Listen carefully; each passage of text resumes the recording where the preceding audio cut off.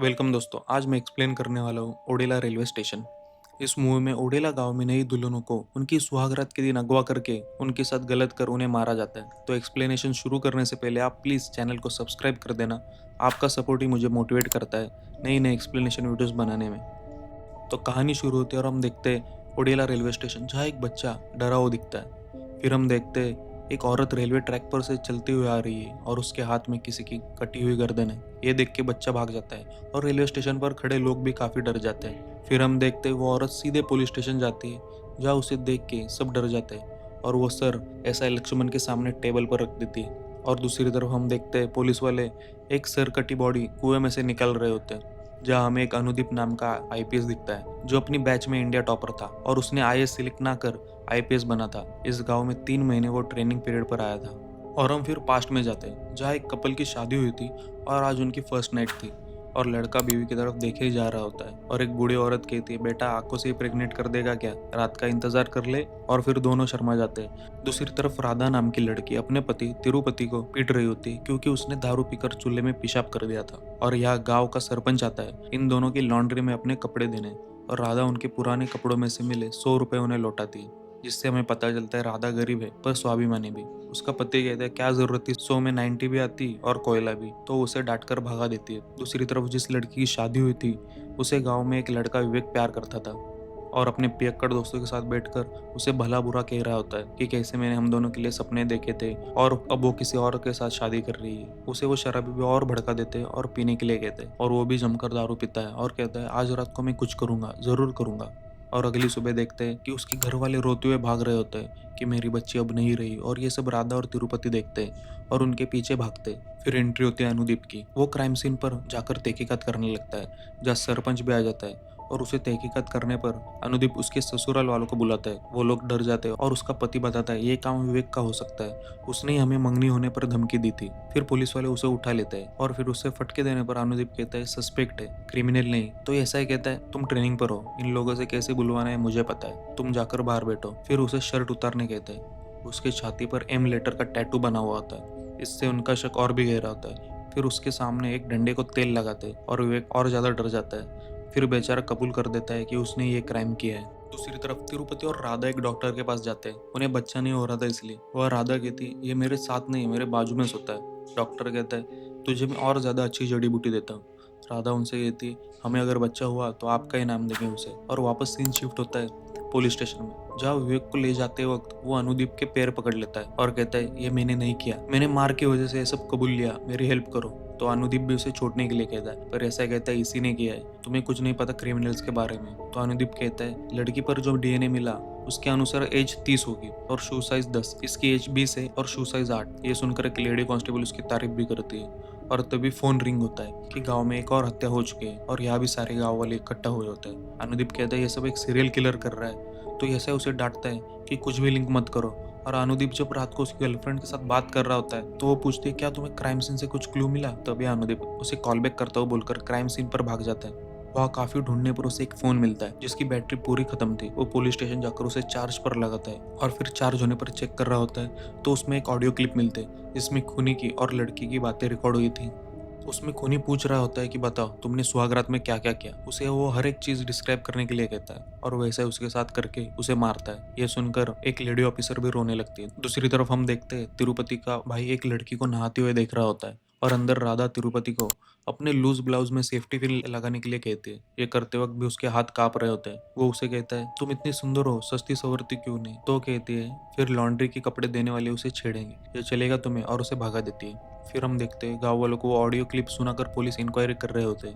हर कोई मना कर देता है। तिरुपति और राधा कहती है ये फैमिलियर आवाज लग रही है और उसका भाई चंदू पीछे डर रहा होता है। तभी तिरुपति कहता है ये तुम्हारे दोस्त सांबा की आवाज नहीं लगती। तो वो हाँ में हाँ मिला देता है और फिर सांबा को उठा लेते हैं, पर ऑडियो मैच नहीं होता और उसका वकील भी आकर कहता है ये दोनों हत्याओं के समय गाँव से बाहर था। पुलिस वालों पर भी अब ऊपर से प्रेशर आ रहा था केस जल्दी सॉल्व करने के लिए।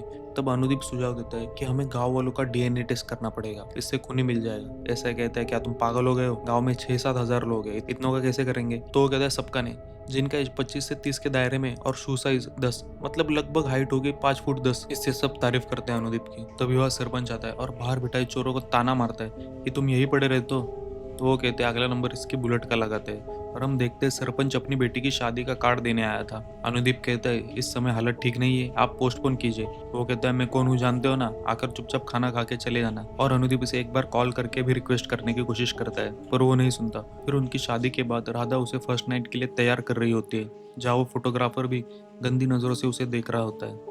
और बाहर सरपंच ताश खेल रहा होता है और दो पुलिस वाले भी रात को रखवाली करने रुके होते हैं। और ये हम देखते हैं उनकी सुहागरात की नेक्स्ट सुबह अनुदीप कॉल करता है हालचाल पूछने, तो दोनों बताते हैं कि कुछ नहीं हुआ, सब सही है। और अब लड़की अपनी दोस्त को छोड़ने के लिए रेलवे स्टेशन जा रही है और वो फर्स्ट नाइट के बारे में बातें करते करते रेलवे स्टेशन पहुंच जाते हैं। और जब वो बातें कर रहे होते हैं तो एक ट्रेन पास होती है जिसके जाने के बाद लड़की गायब होती है और लड़की की दोस्त बेहोश। और हम देखते हैं इसे भी उसने उठा लिया था और कई खेतों में ले जाता है, लेकिन लड़की इसका चेहरा पहचान लेती है और कहती है मेरे पिताजी तुम्हें छोड़ेंगे नहीं। और वो उसे भी अपनी फर्स्ट नाइट डिस्क्राइब करने को कहता है। तो वो बताते हैं कैसे पति ने दूध पिया, हमने क्या क्या किया, और ये भी लड़की के साथ वही सब करने लगता है। तभी वहाँ अनुदीप आ जाता है और जब दो कांस्टेबल उसको ढूंढ कर नजदीक जाते हैं तो उन पर पत्थर फेंक कर भागता है। तब तक लड़की मर चुकी थी। अनुदीप पीछे से आकर गोलियां भी चलाता है पर वो बच जाता है। और जब वो गिरता है तो अनुदीप उसे एक पत्थर फेंक के मारता है जिससे वो घायल होकर गिर जाता है। और जब उसका नका बढ़ता है तब दिखता है ये तिरुपति का भाई चंदू है। वो कहता है मैंने कुछ नहीं किया, मैंने कुछ नहीं किया।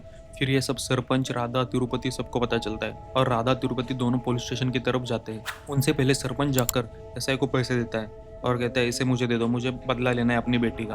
अगर तुम्हारी बेटी के साथ ऐसा हुआ होता तो तुम क्या करते? तो वो भी सरपंच को दे देता है। अनुदीप आकर कैदी की हुई अदला बदली देखकर भड़क उठता है, एसआई को भला बुरा कहने लगता है। एसआई भी कहता है मेरी भी 3 बेटे हैं, ईमानदारी से घर नहीं चलता और ऐसे दरिंदों के साथ ऐसा ही होना चाहिए। तभी वहाँ तिरुपति और राधा आते हैं और रिक्वेस्ट करते हैं कि उसे छोड़ दो, उसने कुछ नहीं किया। तब अनुदीप बताता है चंदू अब यहाँ नहीं है, उसे सरपंच ले गया है। फिर हम देखते हैं सरपंच कहीं फैक्ट्री में उस पर गुस्सा निकल रहा होता है। तभी वहाँ पर राधा और तिरुपति आ जाते हैं। सरपंच से कहते हैं चंदू को छोड़ने के लिए। वो कहते हैं उन्हें जाने के लिए, मैं इसे नहीं छोड़ने वाला। राधा जब पैर पकड़ती है तो उसके बाल पकड़ता है, तब तिरुपति गुस्से में उसे छोड़ने को कहता है। तब सरपंच कहते हैं सिर्फ बाल पकड़ने पर इतना गुस्सा आया, उसने मेरी बेटी के साथ क्या क्या नहीं किया होगा। फिर राधा बड़े बड़े गाँव वालों के पास जाती है पर कोई मदद नहीं करता। फिर वो वकील के पास जाते हैं, वो इनसे 1 लाख की मांग करता है। फिर हम देखते हैं अनुदीप सरपंच को बताता है एक और लड़की मिली है, यानी ये सब चंदू नहीं कर रहा। तो वो भी नए क्राइम सीन पर जाकर अनुदीप पर भड़कता है और एसआई को एक झापड़ लगाता है और एसआई को कहता है मुझ पर केस करने से पहले मेरे पैसे लौटा दे। फिर वो चंदू को पट्टी करवा के घर छोड़ता है और राधा तिरुपति से माफी मांगता है और कुछ पैसे देता है, पर राधा मना करती है, कहती है हम गरीब है पर खूनी नहीं, और पैसे लौटाती है। नेक्स्ट सीन में हम देखते हैं अनुदीप और उसकी गर्लफ्रेंड कॉल पर बातें कर रहे होते हैं। तो इसे आइडिया देती है कि हम दोनों ही शादी कर लेते हैं उसी गांव में, और सौगात के बाद तो जरूर आएगा, तब उसे दबोच लेंगे। और वो पहले ही मना करता है पर बाद में मान जाता है। फिर वो न्यूज चैनल के जरिए ये खुनी को बताता है, चैलेंज करता है कि हिम्मत है तो आना। सारे गांव वाले देखते हैं ऐसा, और पुलिस स्टेशन में भी सारा स्टाफ ये देख रहा होता है। सारे बड़े ऑफिसर्स एसआई से जवाब मांगते हैं कि ये पागल क्या कर रहा है। अगले सीन में हम देखते हैं उनकी शादी हो जाती है, दोनों बहुत खुश होते हैं। और यहाँ भी वो गंदी नजरों से कैमरामैन लड़की को देख रहा होता है और चंदू को बताता है यार ये आईपीएस की बीवी तो बॉम्ब है, एकदम मक्खन जैसे। चंदू उसे फोन रखने को कहता है क्योंकि उसने अब सबक ले लिया था। फिर हम देखते हैं वो घर में जाने वाले होते हैं तो उन्हें दरवाजे पर एक चिट्ठी मिलती है जिसमें कॉन्ग्रेचुलेशंस लिखा होता है। वो समझ जाता है ये किसका काम है। फिर वो तिरुपति को 2000 देता है जिससे तिरुपति अब अपने दोस्तों के साथ पीने बैठ जाता है। फिर हम देखते हैं अनुदीप और उसकी गर्लफ्रेंड सुहागरात से पहले बातें कर रहे होते हैं कि क्या सोचा था, क्या क्या सपने देखे थे और किस तरह शादी हो गई है सब। और फिर हम देखते हैं रात को राधा जब पानी पीने उठती है तो उसके सामने एक संदूक गिरता है जिसमें लड़कियों के इनरवेयर और गहने होते हैं। वो सब लेकर धीरे धीरे घर से बाहर आती है और भागते हुए सारी गायब हुई लड़कियों के घर वालों को दिखाती है। वो सब भी अपने अपनी लड़कियों के गहने पहचान लेते हैं। जैसे जैसे एक एक कंफर्म करते हैं राधा और डरती जाती है। सुबह हम देखते हैं अनुदीप चाय पीते पीते अखबार पढ़ रहा होता है। राधा उसे कॉल कर रही होती है, तभी वह तिरुपति पहुंच जाता है और सारे लॉन्ड्री के कपड़े लपेट कर निकल जाता है। तब उसे राधा का कॉल आता है। वो बोलती है सर जाओ देखो मैडम है या नहीं। वो डर कर अंदर भागता है तो देखता है वो गायब है। और यार राधा बताती है रोते हुए कि वो खुनी कोई और नहीं तिरुपति है। फिर हम देखते हैं राधा उसे ढूंढने निकलती है। फिर वो उसके शर्ट अपने कुत्ते को सूंघा कर उसका पीछा करने लगती है। कुत्ता भी भागता है और जब वो खेतों में जाते हैं तब राधा को लगता है कुत्ता ऐसे ही भाग रहा था। तब वो देखते हैं कुत्ता कुएं में देखते हुए भौंक रहा है और कुएं में झांकने पर उसे तिरुपति दिखाई देता है। वो मदद के लिए चिल्लाने लगती है। तब तिरुपति ऊपर आता है और वो पूछती है ये सब क्यों कर रहे हो, क्या वजह है। तो वो बताता है इस सब का कारण तुम हो, तुम, मैं तो लड़कियों की ओर भी नहीं देखता था। फिर हम देखते हैं उनकी फर्स्ट नाइट जब वो राधा से कह रहा होता है तुम कितनी सुंदर हो, मेरे लिए तो ये सब एक सपने की तरह है। तो वो कहते हैं तुम्हारा तो सपना सच हुआ और मेरे सपनों का क्या, वो तो चकनाचूर हो गए। मैं कहाँ इंटरमीडिएट पढ़ी हुई और तुम तीसरी। तो वो कहता है तुम खुश नहीं हो शादी से।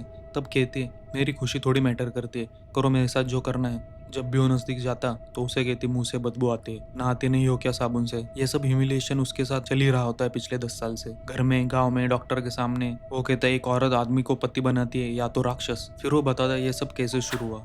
जब उसने झांक कर दूसरों की सुहागरात देखी तो उसके अंदर एक अजीब सी फीलिंग आई और उसने ये सब उनके साथ करना शुरू किया। ये कहकर वो राधा को मारकर वापस कुएं में आ जाता है और राधा जैसे तैसे बेहोशी से उठकर वहां पड़ा एक फावड़ा उठाकर कुएं में छलांग लगाती है और एक झटके में तिरुपति का सिर अलग कर देती है और आईपीएस की बीवी को बचाती है। और जो स्टार्ट में हमने औरत देखी थी वो राधा ही थी और वो सर तिरुपति का। और यहाँ मूवी खत्म हो जाती है और लास्ट में हमें ओडेला 2 का हिंट मिलता है जो कि मैंने इसी चैनल पर एक्सप्लेन किया है।